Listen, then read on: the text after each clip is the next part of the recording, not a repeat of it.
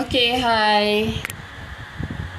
Sorry, tadi interrupt sekejap. Saya tertekan something. Sorry, masuk balik.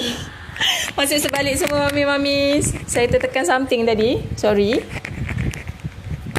Sebab dia mengganggu skrin saya. Kat mana tadi?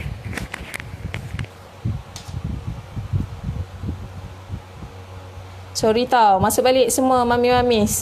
Tengah best explain tiba-tiba pula. Saya tertekan something tadi, sorry. Okay, macam saya explain tadi dekat Puan Nadia, tak silap saya. Okay, so saya punya sampai 8 kali lah saya boleh pump susu sampai 8 kali. Okay. So, saya dah cakap pasal spare part.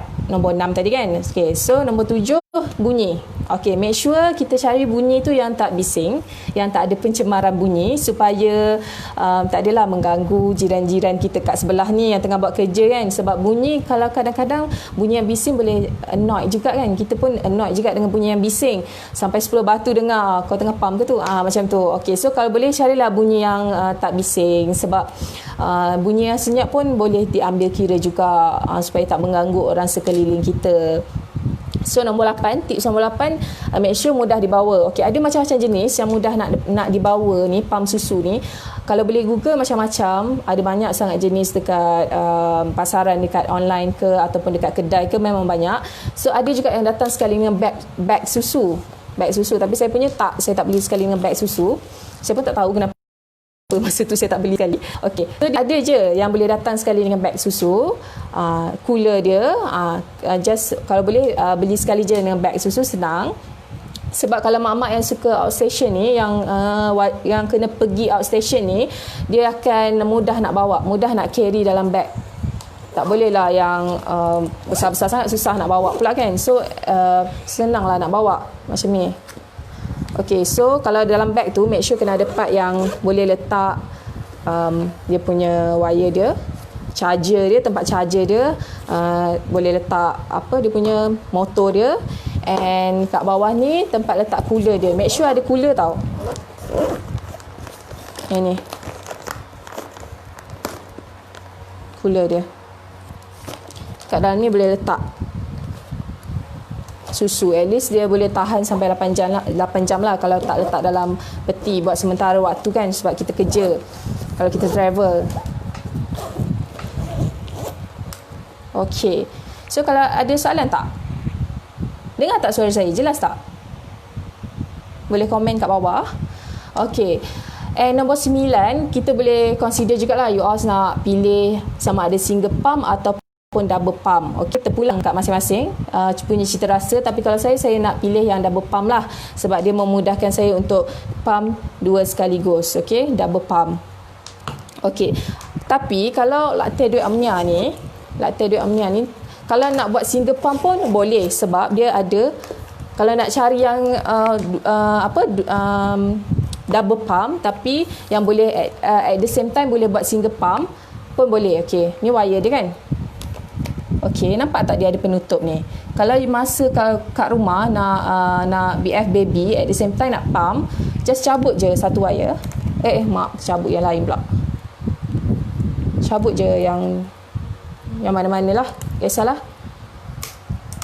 Okey, cabut. Kan? Satu ni tutup. Okey, so dia akan jadi single. Satu je. So ni sebenarnya lebih mudah. Okey? Lebih mudah untuk digunakan, sebab boleh pilih nak guna single ke ataupun double. So kalau beli single tak boleh lah buat double kan. Okay, tapi kalau beli yang double yang boleh buat jadikan single tu, sebenarnya lebih advantage lah untuk kita. Okay, kalau untuk mak-mak yang exclusive pumping ni, saya suggestkan ambil lah yang double pump, sebab dia sebenarnya dia macam mudahkan ibu tu untuk konsisten untuk pump. Okay, tapi sebenarnya mak-mak yang bekerja dia lebih suka pilih double pump. Sebenarnya senang nak pump, nak buat stok kan. Okey, yang ke-10 jenama. Tak kisahlah jenama apa pun, macam saya cakap tadi, tak kisah, sesuai dengan anda. Okey, sesuai dengan pilihan diri sendiri. Macam saya pilih latte duit amnia. Okey, bagi saya sebab dia mudah and dia boleh jadi single pump juga. And kalau nak terus menyusukan baby lepas pump, dia pun ada datang sekali dengan puting dia tau, dengan macam botol susu dah jadi.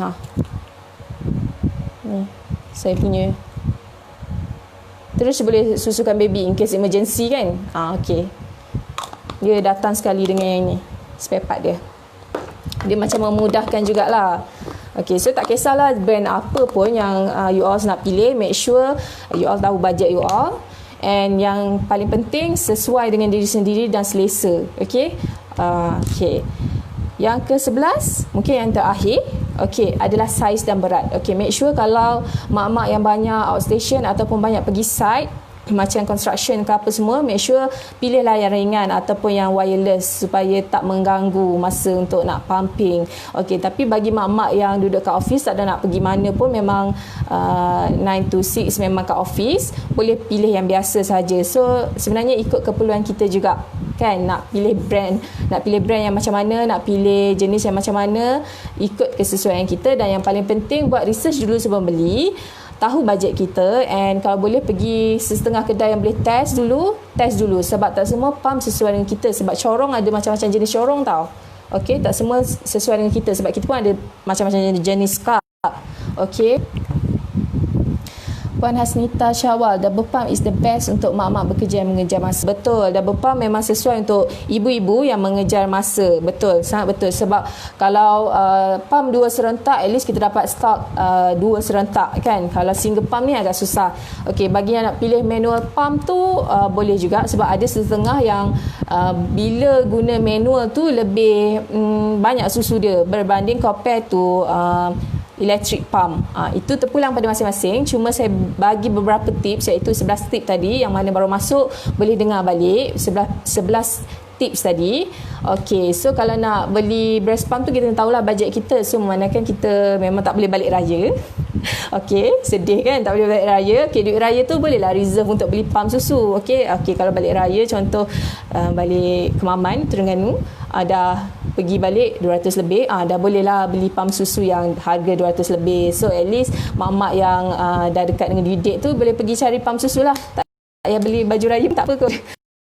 Kan? Okay, so setakat tu je lah tip saya. Dan siapa nak tahu saya punya brand, sekali lagi saya cakap saya punya Latte Dua Omnia, tapi itu terpulang pada masing-masing macam mana ikut kesesuaian masing-masing untuk pilih breast pump. Okay, so saya rasa dah cukup masa saya selama setengah jam bersama semua followers Pak Emma. So jangan lupa subscribe YouTube Majalah Pama, like FB Pak Emma, Instagram Pak Emma dan juga Twitter Pak Emma. So jangan lupa janji temu kita next week, insya-Allah hari yang sama di waktu yang sama. Itu saja. So saya minta maaf bagi soalan saya yang tak sempat baca, dan juga ada masalah saya tertekan skrin tadi, saya minta maaf, mungkin boleh dengar balik. Okay, so semestinya Pak Emma sentiasa menjadi rujukan dan teman setia Mami di luar sana. Bye bye, Assalamualaikum, jumpa lagi minggu depan. Jap Mami, ada lagi ke? Siti Nur Azira, best tip yang dikongsi. Okay lah, terima kasih semua. Oh, nak ejaan. Okay, saya tunjuk kotak lah, senang. Ni saya punya Latte Duet Omnia. Okay, alright, bye bye, jumpa lagi minggu depan. Bye.